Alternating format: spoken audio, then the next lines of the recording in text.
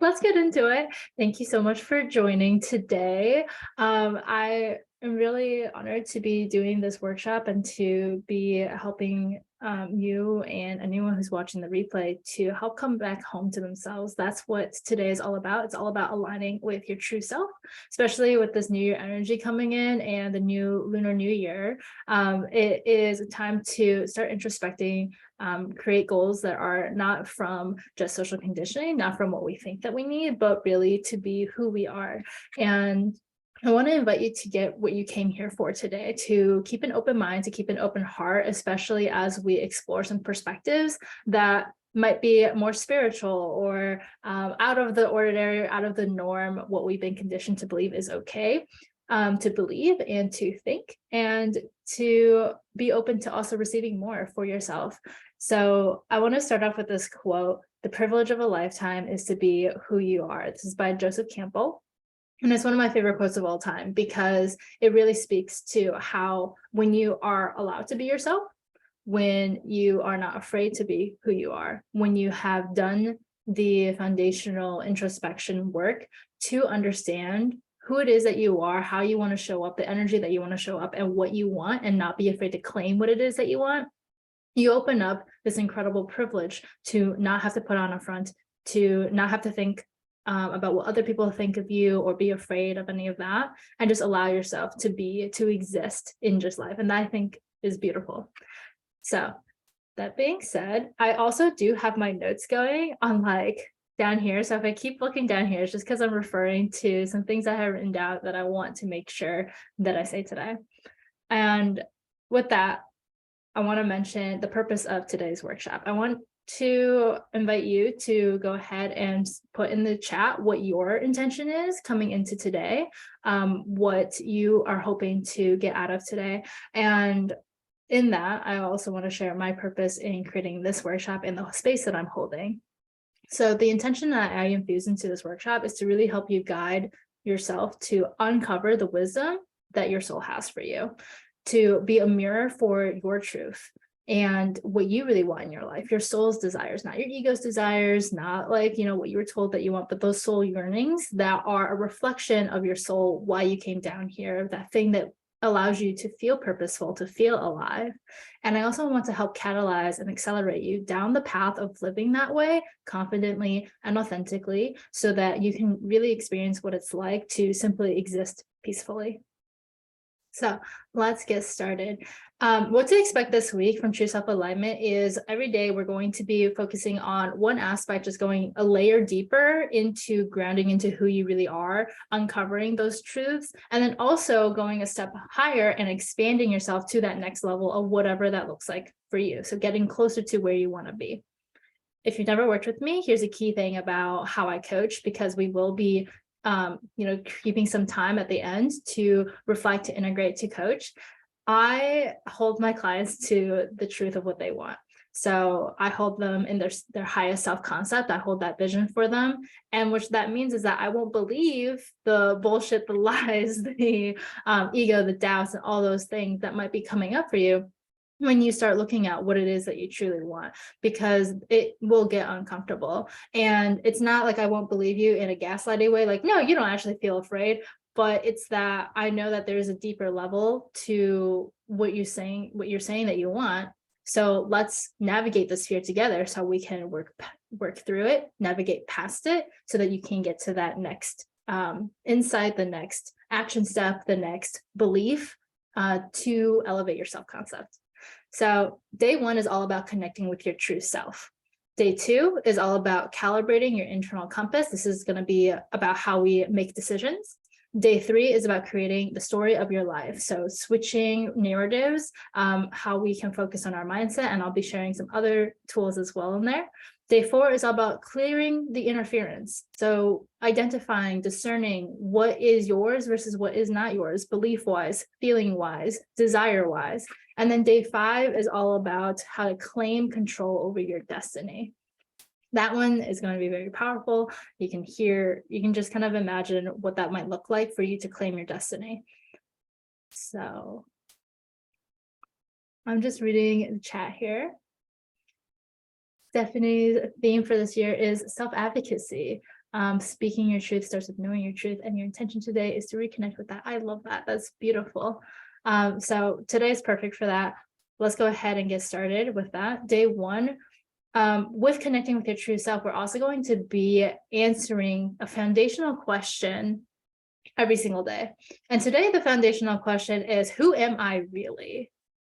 So I want you to get out your journal, get out a piece of paper, or get out your notes app, and really just take some time. I'm going to give you a minute here to answer this question. Who are you?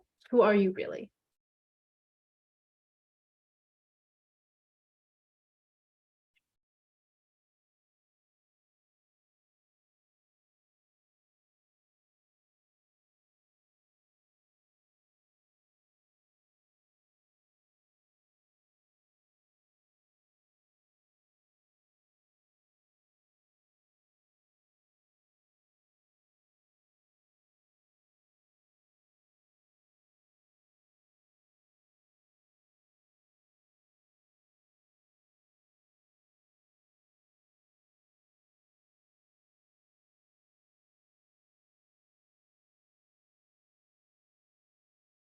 Okay, let's see what you guys have. You can put it in the chat if you want to, but just reflect on what it is, because it might look a little something like this. So who am I might have brought up, your labels of what do you do for your job? What is your sexuality? What is your ethnicity, your nationality? What are some personality traits that people have associated you with? Do you have any like diagnoses or anything like that that play into who you are? I personally love doing like personality tests. Like growing up, I'd always do like the BuzzFeed quizzes of like, what kind of bread are you? What kind of potato are you? Like what city are you? And some of my favorite labels today are my zodiac sign in the Chinese zodiac. I'm a tiger. I'm an Aquarius, and I am a 1-3 projector in human design. And those two things, being an Aquarius and a projector, kind of play into me being this very existential person. I'm very like not down to earth in the sense of my brain's always thinking existentially. Why are we here? What's my purpose? How do I help people? How do I connect? I want to connect deeply. And it's like, that's its own thing. I'm an ENFJ by Myers-Briggs, which is the campaigner. And if you ask like any of my friends, I feel like it's very on the nose there, because I'm always the cheerleader for people. I'm always going to be hyping people up. And as a coach, I help people connect with what they really want and support them in that way, right? So that's just part of my personality. And by Hogwarts house, I'm a Hufflepuff. So just check in with what you wrote, and then what might have come out of there, because there is a deeper level that wants to come out. And if we look at the top layer of what we are, right, that's what is our job? What is, our sexuality? What is our Hogwarts house, right? And this is different from who we really are. What you are is kind of those roles, those personality traits. And there's nothing wrong with these labels. I want to make that very clear. Labels can be very helpful in just, getting to know certain people off the bat, but notice that we might want to judge very quickly, and we don't typically find ourselves going deeper into it. So when you get caught up in what you are, it also makes you think about what is the socialized identity with that. And that's that middle layer. The middle layer of socialized identity is where in society, where we're in the waters of wherever you're living. So I'm personally in America, right? I'm in LA. I grew up in the Midwest, and even just that difference of growing up in the Midwest to growing up in the West, or to living in the West Coast, there's a huge difference in ideology. One of the things that I was telling my partner about a few weeks ago that I thought was hilarious was if we look at dancing and like acting and all these things, those things to me are still like hobbies, and they're like kind of like dreams. And every time I go to a dance class in LA, I see all these people going really hard, and they're so good, and like people who are extremely talented in a beginner's class.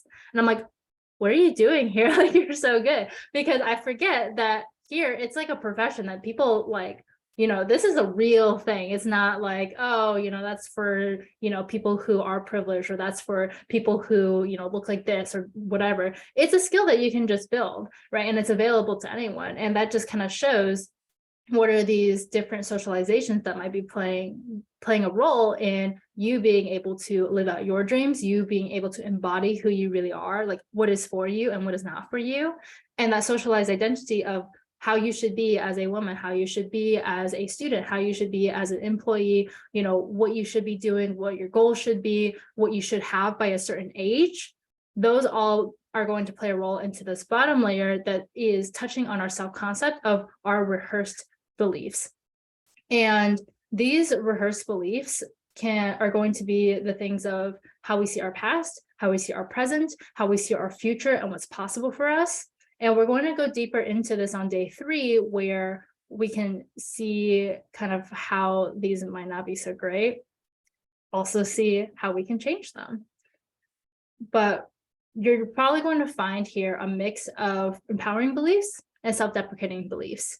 But these are not going to be necessarily conscientious, right? They're not going to be living in your conscious mind, because if we did that, we wouldn't be able to get through the day, right? It'd be like too much stimulation. We'd be going in every day being like, okay, I am, a woman. And that means I should have long hair. I should put on makeup, right? I should be quieter or more demure. I should be more polite, whatever it is. And then that means that I should do this, right? It'd be too much effort mentally to get through the day, always being able to identify these beliefs, which is why doing stuff like what you're doing today here, reflecting and taking the time to look at what is driving your behavior, what is driving your thoughts, what is driving your actions and inactions, is so helpful if you really want to break out of that matrix of what you are and start going into who it is that you are.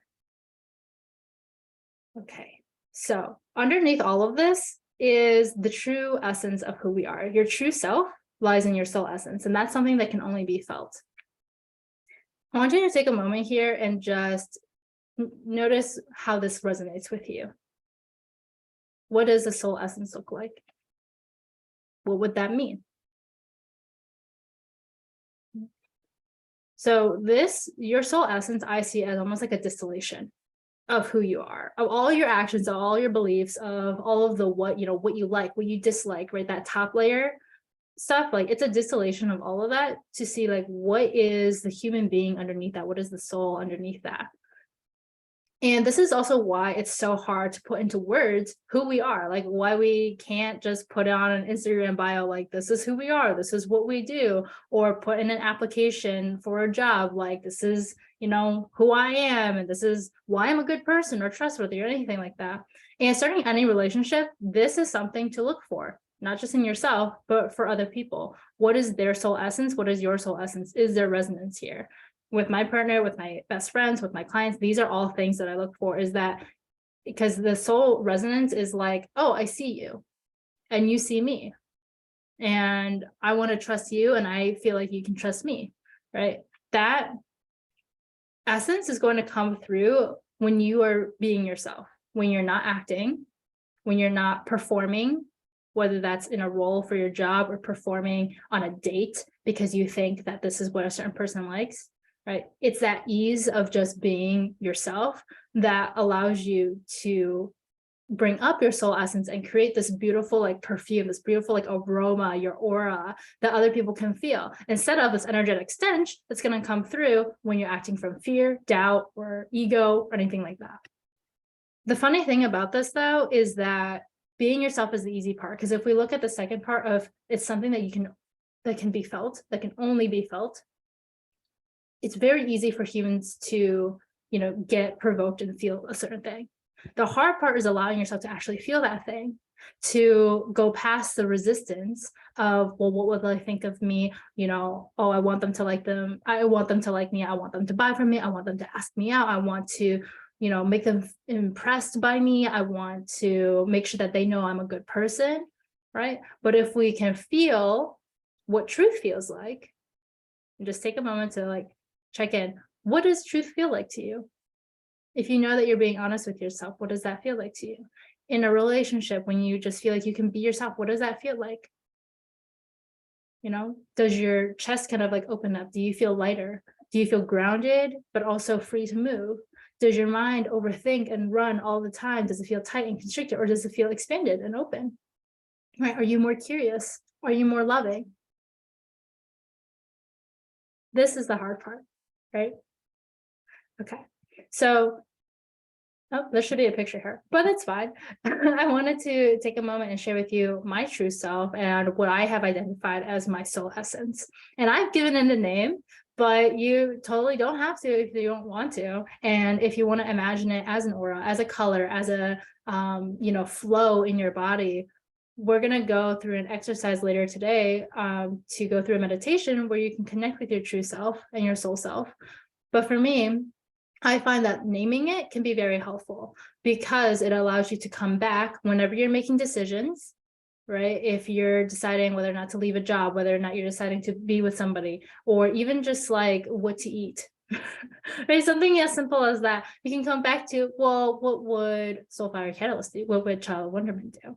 And my true self was named the Child of Wonderment for the longest time. And it's because, to me, part of my soul essence is that we live in a world with so much wonder. There's so much contrast, right? We have so many different emotions. There's so many different experiences, like infinite possibilities in this world. Like, what is it like to stay in that awe, to stay in that wonderment, to be pleasantly surprised, to just see what happens, to be in that curiosity? That is a core essence for me, is to go through life and have that childlike lens and have that beginner's mind and go into things looking at following the things that light me up, following the things that bring me wonderment, following the things that bring me joy and excitement and adventure. And recently, as I have redone this exercise on myself, I found that my true self was the soul fire catalyst. That was the name I gave it, because I see myself as a spark. I'm a spark to the fire. I'm not the fire itself, but I'm the thing that can start that fire.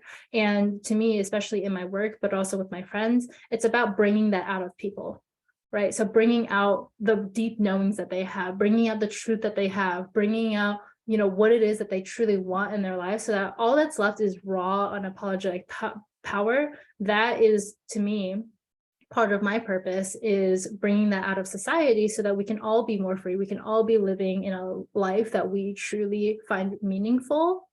Not necessarily we are always happy in, because I don't think that exists.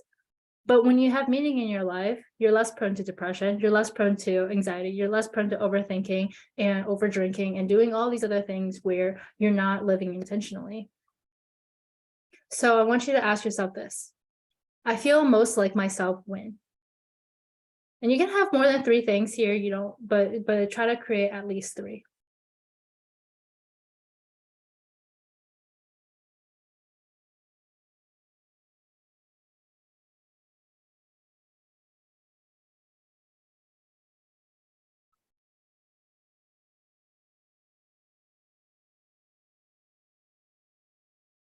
Whenever you're done, you can go ahead and put this in the chat. And one thing I want to also point out with what I was saying in the last slide about my soul essence kind of evolving here, where I called it one thing and now it's something different. I don't see those things as separate, because the beautiful thing of evolution and finding who your true self is that it's a constant lifelong journey. And we hear this all the time, but it can be like, well, what does that really mean? Because sometimes you feel like you change a lot. Sometimes you feel like you don't change at all. And the thing is, you are always evolving, always growing, and you are every iteration before you, and you are currently already every iteration after you. One of the thoughts that I love, or one of the beliefs that I love practicing, is that the brain that got me here, right? I love my brain, because my brain currently is, and where I am currently is a result of my brain from the past, right? And where I am now and where my brain is now is going to be the brain that creates my future. Right. So it gives you that compassion to love your past self, to love the decisions that you made, to have more compassion for the mistakes that you've made in the past too, and not have to shame yourself, because all of those experiences and the way that you were thinking allows you to create what you have today. And what you have today is going to be the foundation for how you continue building your life in the future. So reading the chat here. I feel most myself when I am painting or doodling, when I'm playing with my 9-year-old nephew, when I'm alone on the beach. Ooh, beautiful. Okay, so this is a great segue into this. When you look at your answers, you might find that they are all part of this essence of you feel most yourself when you feel free, when you feel joyful, when you feel present, when you feel connected, and when you feel at ease. And when you feel purposeful, right? Because these are the things that create meaning for us. It's what makes our souls feel alive. It doesn't, notice here, like it's not necessarily the thing that makes your brain think like this is a good thing to do. This is going to be productive to do. This is what I should be doing, because that is going to be coming from ego, right? Our brains, our human brains are here to help us survive on Earth. But it's not necessarily the thing that's going to always be putting our souls at the forefront, to put our aliveness at the forefront, to put connection at the forefront. It's the reason why we might be goal setting, thinking about how much money we want to make, you know, how like having a partner or getting married or having a child or anything like that. Like it might be going for something more materialistic, but it's not necessarily always going to be connected to the soul purpose. When we can use that connection, when we can use both our brains and our hearts and our intuition to create like what is it that we want to experience in life, it's going to reflect these feelings, these soul essences, right? So I wanted to point out the connection piece. When you feel connected, this can be connection with yourself, connection with other people, connection to the world around you, connection to a purpose and organization. It could be connection to a tree, a cat, right? But it's connecting with another soul of some sort, that essence. And it might sound a little weird for like nature to have a soul, but I truly believe that. And Stephanie, when you said like when I am alone on a beach, right, that's when you feel most yourself. I believe that to be part of the nature's soul essence. It's very Buddhist approach, kind of like that Buddha's everywhere, right? That there's a soul and like everything that's alive, everything that exists on our earth is somehow connected to ourselves. And when we are able to connect with these emotions, when we're able to connect with these feelings, we're able to feel at ease. And when we feel at ease, that is when we are at our most powerful. I want you to think about this belief that your peace is productive. I personally love this belief because it reminds us that when you spend the time to feel free, to feel joyful, to see who it is that you really want, to do nothing, right? Not even like watch TV, not even just like, not like do work, but when you allow yourself to do nothing, to allow yourself to be bored even, that's what allows this soul essence of you to come out, to talk to you, to see your thoughts, to see your true feelings about something. And when we're in that ease, when we can connect with ourselves, we're able to not only better do our work, but feel much more intentional with our work. It's not about doing more, right? It's about doing things with more intention, with more purpose, with more ease, knowing that things are going to be okay, or that this is going to be the thing that helps us get through this tough time. Okay, so this all being said, I want to guide you through a meditation now to connect with your true self. So take a few deep breaths here and just get settled in your seat. You can close your eyes if that feels right to you. Just notice your breath. Start to feel the rise and fall in your chest.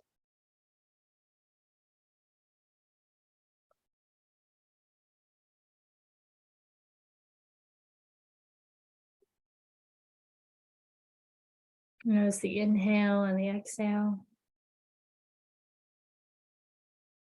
And feel the ground beneath your feet.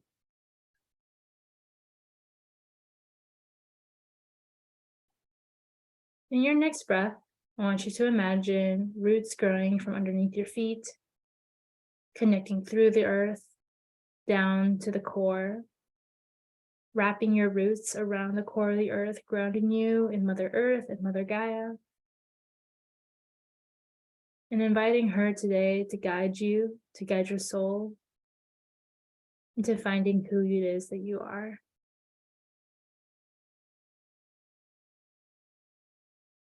And your next breath, imagining a bright white light shining from on top of you, from your head all the way down to your toes, clearing your energy, allowing you to feel lighter, to feel clearer. And imagine your consciousness floating up into this light, through the ceiling, into the sky, going through all of Earth's atmosphere, go into space and the stars to connect with the universe, with the infinite wisdom that exists there. And here, inviting the cosmic consciousness to help guide your soul into finding its way back home to yourself.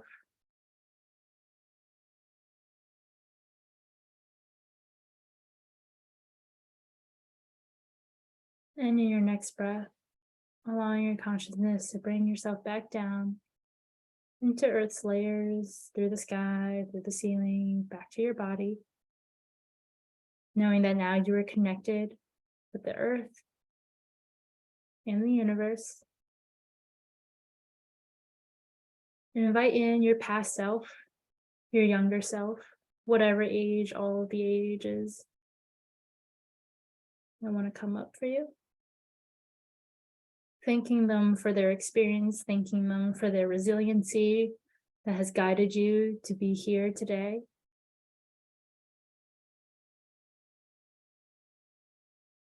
Knowing that they are all there to help guide you into who you will become, to who you are now. And invoke your inner wisdom and your past experiences to help you guide yourself into the next evolution of who you are.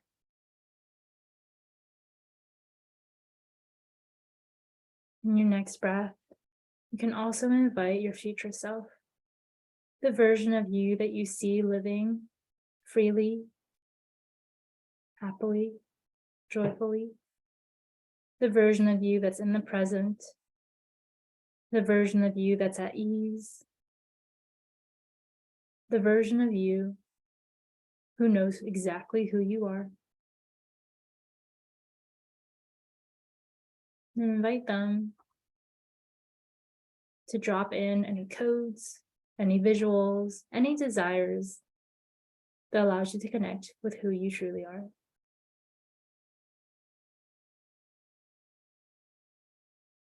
And lastly, in your next breath, inviting any ancestors that you might have, any spirit guides or deities, and invite these spirits to guide you into grounding into who it is that you are, the energies of which you've come from, and also to fulfill whatever destinies and desires that you have for yourself that is meant for you, to take up space, to grow, to have more, to receive in abundance.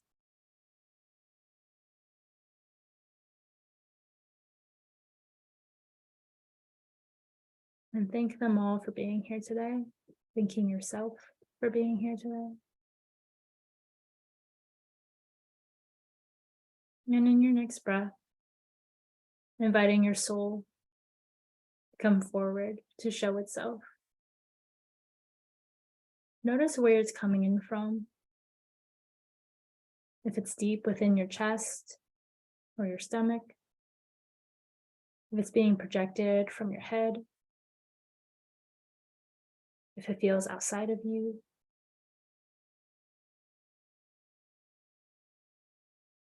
Notice what color it is and how it feels. If it's a subtle glow, a flicker like a flame, if it's flowing like air or water. Notice the warmth and coolness of it. Notice any shapes that this true self, that your soul self wants to come into.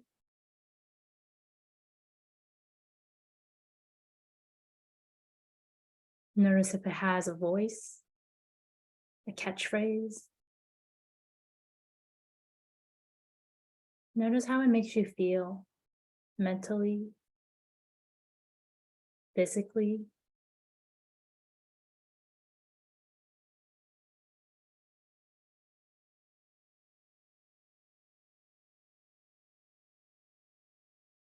And as you breathe, allowing the soul essence to come forward.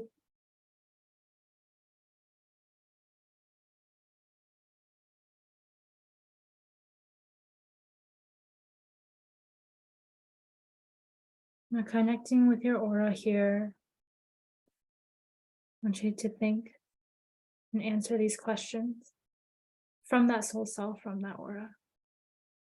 Who are you? Who are you beyond your socialized identities and conditionings? Who are you beyond what other people have told you that you are?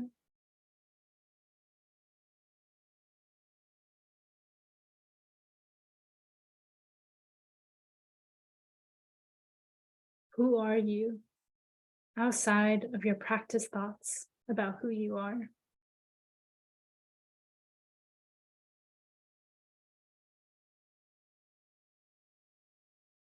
Who are you when you go beyond time and space?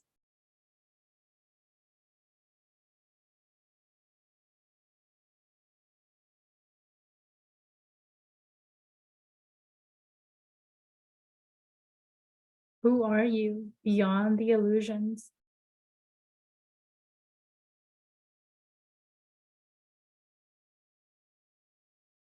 Who are you when you are free?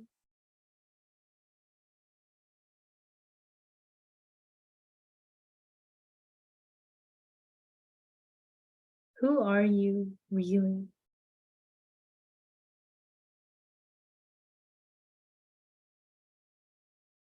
Who are you really?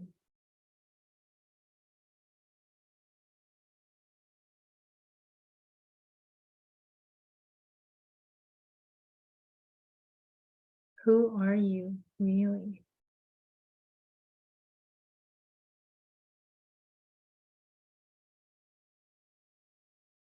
Who are you really?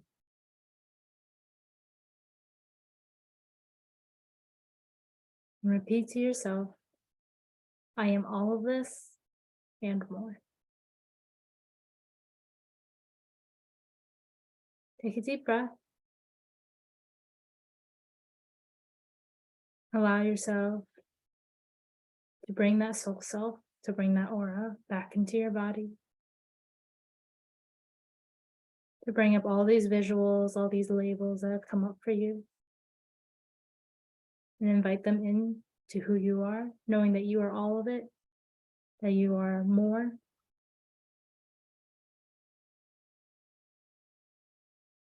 Start to feel the ground beneath your feet, to feel your body breathing. Allowing yourself to let go of all these visualizations, knowing that you can always come back to this, knowing that your soul self lives within you, knowing that all those truths that you've uncovered today are available to you. And in your next breath, if you feel ready, you can go ahead and open your eyes, the soft gaze in front of you.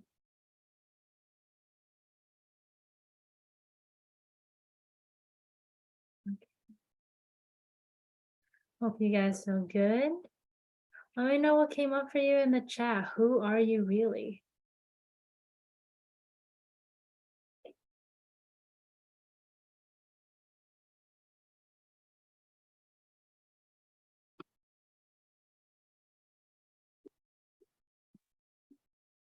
Oh, that was really powerful. Lots of tears.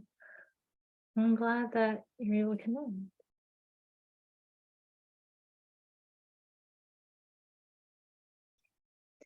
We're going to open up the floor to questions, to integration, to coaching. So um, I'll just say for tomorrow, where we'll be doing all the calibration work to, come back home to your inner compass.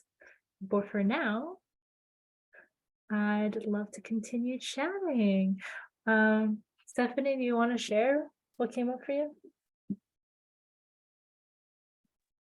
Yeah, can I go off mute? Is that okay? Yes, Share with you? please.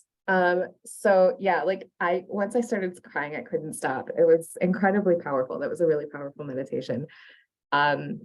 I had to stop kind of in the middle because I wanted to capture some of what was coming up. And so some of the stuff that I wrote down, I put it in the chat, was that I am a constant and that I am a home. And I don't know what that meant. I wrote something that I can't even read. But then this feeling of like, when you were asking, who are you really? This feeling that like, I wrote, I was never lost. I was there all along. Also the other thing, I think when I started crying was when you were talking about, imagining all the versions of you, all of the past versions. And I had an epiphany of, during our coaching, one-on-one coaching, we talked a lot about forgiving your past self. And that, she's always there and that you have to kind of forgive her and kind of move on, and let her go, but she's always there. But what the epiphany moment that I had was that like, my strongest selves, my other past versions that I have felt the strongest and most powerful, they're there too. And like having them, like, they're also there. Like I forget about them sometimes, or like, there's something that like you aspire to be again. God, I got to get back to that weight. I got to get back to when I was doing those things. But like those versions of you are there too. So that was like a really powerful moment for me. Oh, thank you so much for sharing. I love to hear all of that for you and to have that compassion for your past self. Like, it's just beautiful to hear. And tell me more about what it means for you to be a constant and for you to be a home. Well, so early on during the session when we were, who am I?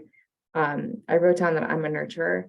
Like I am a caretaker. I care deeply for people, and that's what I want to do. Like I want to be a home for others. Like I want to be like a safe space. I am a safe space. That's where that came from. That's beautiful. I'm just thinking, what does that mean for you? As in, I don't know. like, but we don't have to go there. We don't have to go there. I appreciate you sharing. And I will say, just like for the recording purposes, the questions that I was asking at the end of like, who are you beyond your society identities and all those things, those questions came from my coach, Simone Soul. So I want to give her credit where credit is due. The meditation that I did at the beginning is it always just comes naturally. I just let myself kind of flow with that, but it's something that I love doing to ground. And that in itself, that first half of just connecting with Mother Earth, with the universe, with your past self, with your future self, and your ancestors, I almost see it as like all the different directions in like a XYZ axis, because you really are all encompassing. You really are like this entire being, this entire soul that goes beyond just who you are at the present moment, who you are going to be, or who your past self is. It's omnidirectional. So I just wanted to put that out there for the recording. But yeah. Is there anything that I can help you integrate or be clear on? Do you have any questions? I have a question. So your like true self that you have kind of labeled like the child of wonderment, and how did you, was it through a meditation like this, through an exercise like this? Like, how did you Yeah. Because I would love to do something like that for myself. Yeah. But I don't even know how to begin to do that. Yeah, it's a great question. That also came from my same coach after this meditation. It was through this where, you just create it from yourself, right? Whatever your soul Mhm. self wants to call it, but it can be like an adjective and a noun. It could be two adjectives together, it could be two nouns together, right? And for me, it was all these visualizations where for one of the things that connected with me was the aurora borealis. That was like something that came up for me as an answer to one of the questions. And it's kind of weird, right? Because you're like, that's not a person, that's not a character, which is great. That's like a just a, I don't know, phenomenon on Earth. But I really connected with the aurora borealis. And it's that free moving, awe-inspiring, just all these different colors shifting and dancing in the sky that really connected. And I, to put it into words, was like wonderment, right? And some of the other things that had come up for me when I was doing this exercise was it was just like the freeness, the playfulness of my true nature that I think had been stifled a lot growing up, not being able to do what I wanted to do, having to play a certain sport or be a certain way, whatever. And just so much of my young adulthood being allowing myself to just play, to have fun, to not care so much, like to smile more and laugh more and not care if like I look a certain way in a photo, right? And it's that childlike lens on the world that really connected with me. So I bridged those together, and the child of wonderment just felt right.